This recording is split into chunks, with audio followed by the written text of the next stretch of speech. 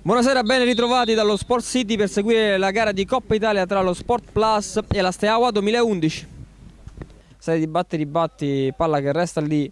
Ora la palla ancora per il numero 7, prova a rientrare sul mancino, scarta un avversario, pallone morbido, la deviazione determinante della Steaua che concede il gol allo Sport Plus. La deviazione è stata del numero 8 Valalche. Parte la punizione, pallone sul secondo palo di testa e c'è subito il pareggio della Steaua. Sul sviluppo di questa calcio di punizione va a incornare di testa l'attaccante in maglia numero 9 che spedisce sul secondo palo, ma il portiere non è stato impeccabile, dunque Samoila porta il risultato sull'1-1. Ancora azione attacco per la Steaua, l'apertura per il numero 11 che però la conclusione e c'è il vantaggio della Steaua proprio con Cis, il destro da fuori area che sigla così il 2-1.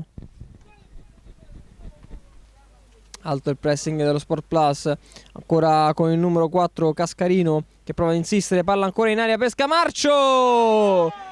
E il colpo di punta che regala il pareggio allo Sport Plus, ancora una volta il numero 9 Scamarcio sigla così il 2-2.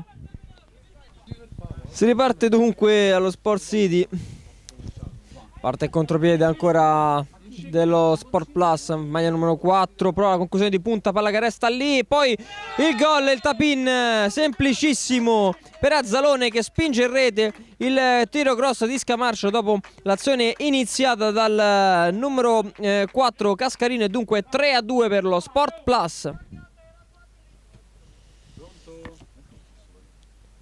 Ancora Briotti si libera bene di un avversario, prova il cross in aria, il portiere, il pallone che resta lì, gli sfugge e c'è il 4-2 dello Sport Plus.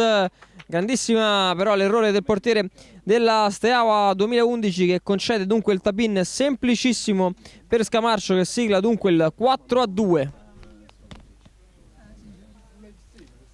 L'apertura ancora per Capone, la mette giù ancora per Brizzi, va in progressione, si libera un avversario, anche il secondo lo scambio con l'attaccante, poi il numero 5 che sigla la quinta rete dello Sport Plus. Mancini, tap-in in aria con il destro, batte per la quinta volta la Steaua.